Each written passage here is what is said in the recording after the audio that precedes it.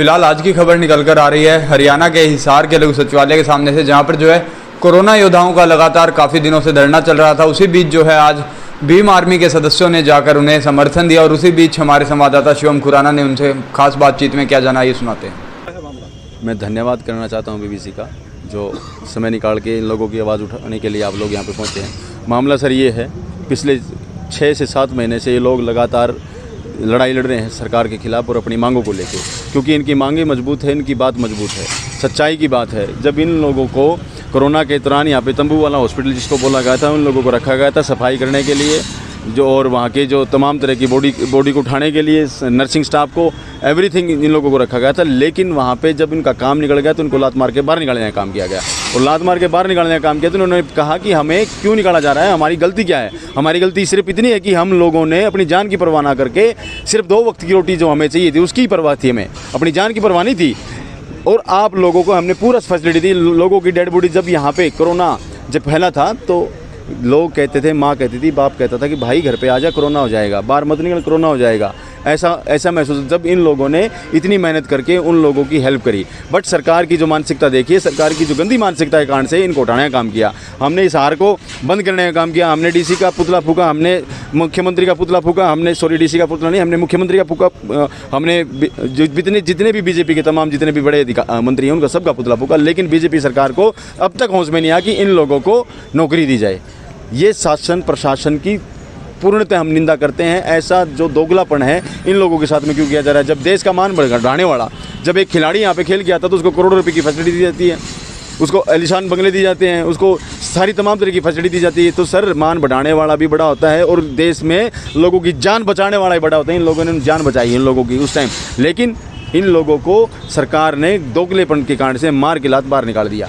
और जब बाहर निकाल दिया तो बार बार हम भीम आर्मी के जो लोग इनके साथ में उस दिन से खड़े हैं जिस दिन से इन लोगों ने हमें बताया कि हमारी साथ में ऐसा हुआ है। हमने तमाम तरह की चीज़ें करी। लेकिन अब आपके चैनल के माध्यम से, मैं बीबीसी के चैनल के माध्यम से बता देना चाहता हूं कि या तो सरकार हमारी बात मान ले, नहीं तो भीम आर्मी बहुत बड़ा प्रदर्शन करने वाली है। या तो डीसी का घेराव होगा, या किसी मंत्री का घेराव होगा, या एसपी का घेराव होगा। हम बहुत बड़ा प्रदर्शन करने वाले हैं, या तो हमारी बातें मान ले। और दूसरा, हमने ये मामला अब यहाँ इसी लेवल पर नहीं रह गया कि ये रोड का मामला होगा, ये हमने कोर्ट में भेज दिया, क्योंकि हमारे पास में लीगल जो एडवोकेट्स से, हमारे पास में लीगल टीम भी है। जो लीगल टीम के हमारे जो एडवोकेट्स महोदय जी हैं, हमारे पंचाल जी हैं, बजरंग इंदल जी हैं, ये लोगों ने बिल्कुल ठान लिया है कि हम आपकी लड़ाई को यहाँ तो लड़ेंगे, अगर यहाँ से अगर हमें हाईकोर्ट में भी जाना पड़े, आपकी अपील हमें हाईकोर्ट में या सुप्रीम कोर्ट में भी डालनी पड़े, तो हम वहाँ पे भी आपके साथ में कंधे से कंधा मिला के खड़े हैं।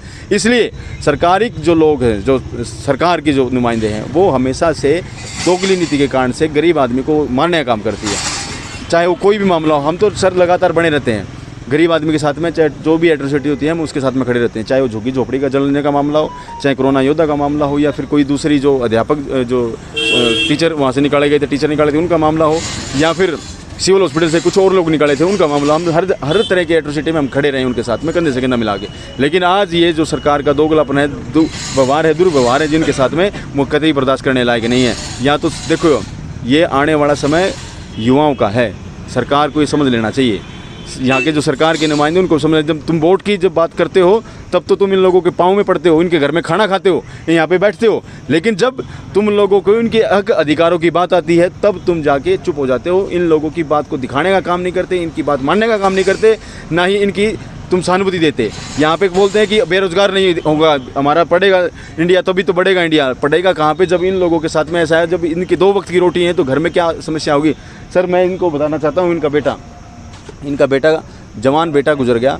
ये माँ वहीं से अपनी 2 वक्त की रोटी का गुजारा कर रही थी। अब इनका एक पोता है छोटा सा, इनकी विधवा जो बहू है जो इनके साथ में रहती है, जो एक इनका पति है जो भी कमाने लायक नहीं है, वो घर का काम ये अब बेचारी अकेली अपने यहाँ से कमा के करती थी। लेकिन सरकार की गंदी मानसिकता के कारण से इनकी नौकरी छिन जाने के बाद में अब इनके घर में भी परेशानी आने लगी है। ये सर क्या करें, ये कोई IAS थोड़ी बनना चाहते हैं, या ये कोई SP थोड़ी ना बनना चाहते हैं, IPS थोड़ी ना बनना चाहते हैं, IRS थोड़ी ना बनना चाहते हैं, ये प्रधानमंत्री थोड़ी ना बनना चाहते हैं, या मुख्यमंत्री थोड़ी ना बनना चाहते हैं। ये तो बनना चाहते हैं कि हमें हमारी 10 से 12 हज़ार की जो नौकरी हमें दे दी जाए, हम लोग अपना जीवन यापन इसमें कर लेंगे।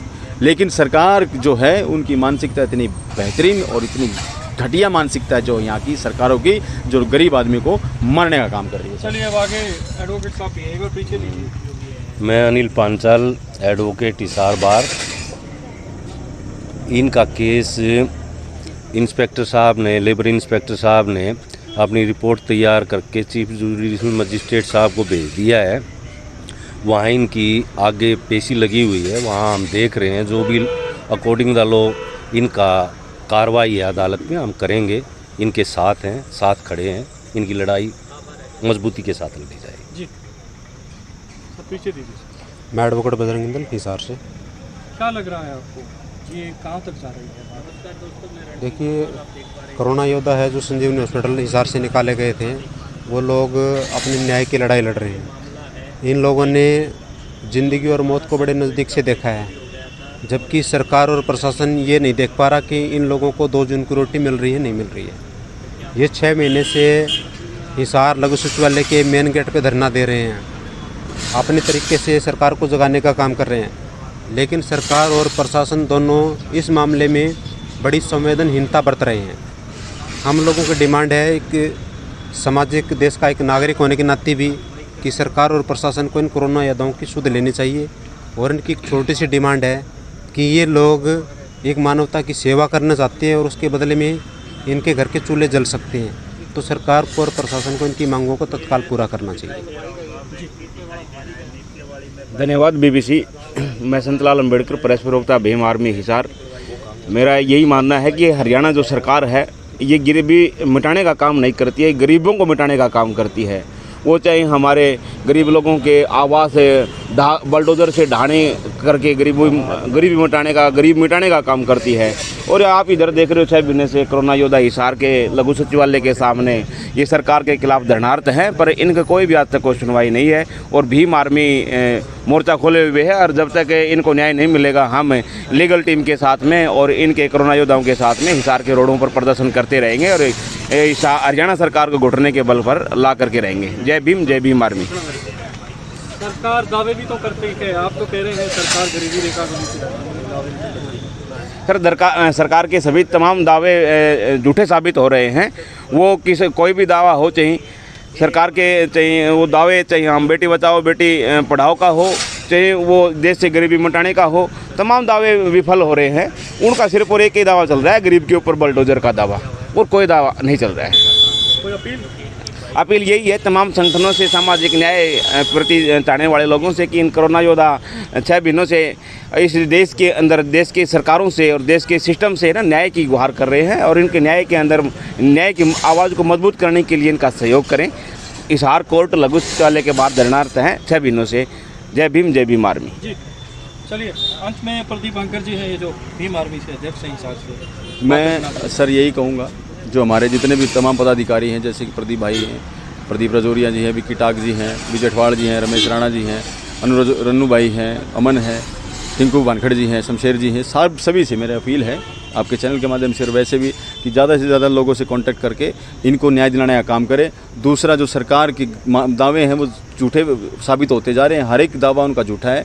हर एक आज गरीब आदमी को मारने का काम कर रही है सरकार, और इनको बिल्कुल गरीबी मतलब इनको मिटाने का काम कर रही है सरकार। अब हम लोग, मैं माननीय नगर पालिका के जो हमारे यहाँ के आपके चैनल के माध्यम से उनसे भी बागड़ी साहब से, राजेश बागड़ी साहब से भी आग्रह करूँगा कि आप लोगों के साथ में भी कोरोना योद्धा जब भी खड़े हैं, जब आपको इनकी ज़रूरत हुई तो आप लोगों के साथ में खड़े हैं। आज आपके लोगों की इनको ज़रूरत है, इसलिए आपको भी यहाँ पे आके खड़ा होना पड़ेगा। और मेरे तमाम साथियों से, तमाम हल्का अध्यक्ष से, तमाम भीम आर्मी के पदाधिकारियों से, तमाम कार्यकर्ताओं से मेरी हाथ जोड़ के विनम्र प्रार्थना है कि हम एक दिन लाइव आके माननीय संतलाल जी, मैं और अठवाड़ा साहब और विक्की टाक भाई आप लोगों को सचेत करेंगे कि एक दिन जब हमने को बड़ी कॉल देनी है तो आप तमाम साथी यहाँ पे पहुँचने का काम करें, चाहे वो हरियाणा से पहुँचे चाहे वो हिसार से पहुँचे, लेकिन पहुँचने का काम हिसार में ज़रूर करें ताकि ये लड़ाई सच्ची है और इनको जीत मिले। जय भीम, जय भारत। मेरा नाम प्रदीप बनखड़, आपका बहुत बहुत धन्यवाद करता हूँ, बहुत बहुत धन्यवाद। हरियाणा सरकार मुर्दाबाद, मुर्दाबाद, मुर्दाबाद। कोरोना योद्धाओं को बहाल करो, बहाल करो, बहाल करो। बीजेपी सरकार मुर्दाबाद, मुर्दाबाद, मुर्दाबाद। मनोहरलाल खट्टर मुर्दाबाद, मुर्दाबाद, मुर्दाबाद। तानाशाही नहीं चलेगी, नहीं चलेगी, नहीं चलेगी। हिसार की डीसी मुर्दाबाद, मुर्दाबाद, मुर्दाबाद। हिसार की सीएमओ मुर्दाबाद, मुर्दाबाद, मुर्दाबाद। कोरोना योद्धाओं को बहाल करो, बहाल करो, बहाल करो।